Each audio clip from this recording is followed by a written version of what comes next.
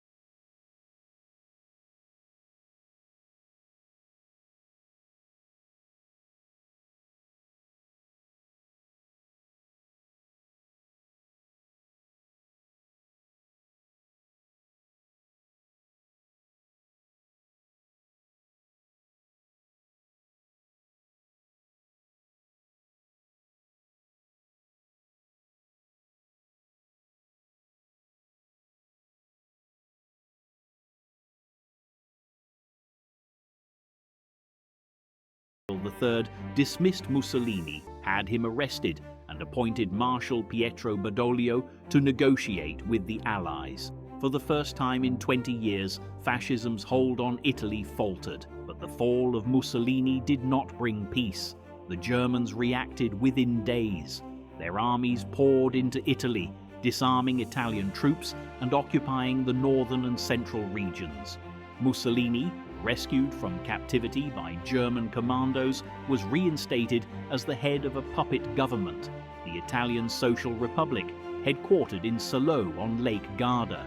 Every official, every officer, every bureaucrat now faced a choice.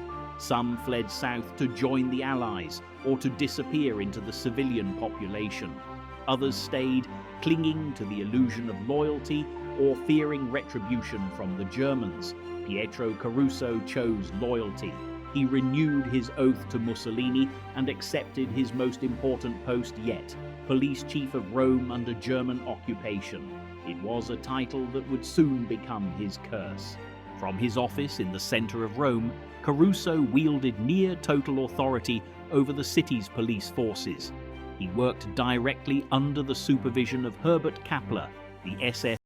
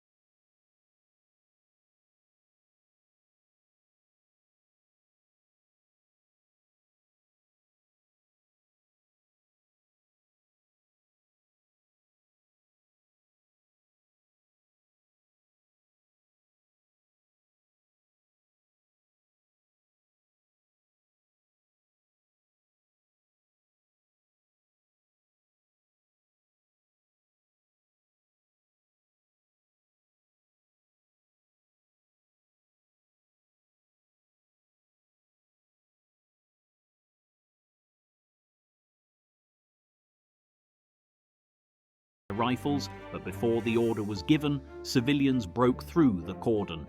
They struck him with fists and sticks, screaming the